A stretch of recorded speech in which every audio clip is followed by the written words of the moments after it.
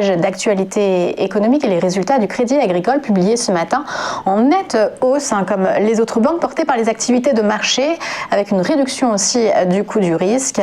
Le bénéfice net part du groupe augmente de 63% par rapport au premier trimestre 2020. Le produit net bancaire prend lui 5,5% et le coût du risque est en baisse de 38%. On parle de Valneva. Valneva, la valeur était en baisse hier à la clôture, mais l'important c'était surtout son introduction en bourse du côté de New York sur le Nasdaq. Une augmentation de capital qui s'est révélée moins importante que prévu.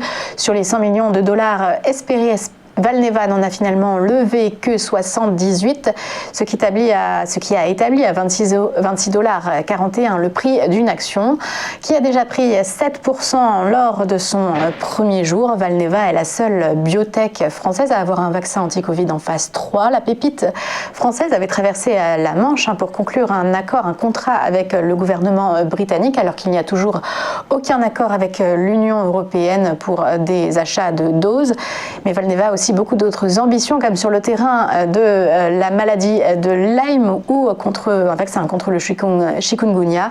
La double cotation au Nasdaq lui apporte une action plus liquide, de nouveaux investisseurs, mais aussi une légère dilution pour les actionnaires actuels, environ 7%.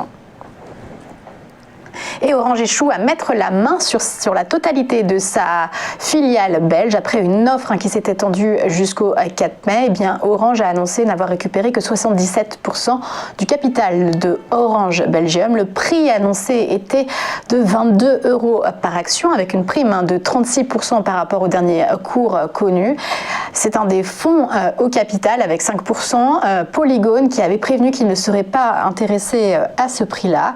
Les syndicalistes comme l'association des actionnaires salariés dénoncent un fiasco de l'OPA et réclament que les 600 millions d'euros qui devaient être consommés pour ce rachat soient plutôt consommés dans des investissements productifs et notamment en Afrique. Et du côté des marchés financiers, le CAC 40 a enchaîné hier deuxième journée de hausse à l'arraché. Il a fini par prendre 0,28% à la clôture, en clôturant sur un plus haut annuel 6357 points. Le secteur tech était lui à la baisse, alors qu'à Wall Street, le Nasdaq a fini par se reprendre, plus 0,37%. Le Dow Jones et le S&P progressaient de 0,93 et 0,82%, avec des inscriptions au chômage passées sous les 500 000. C'était la bonne surprise du jour.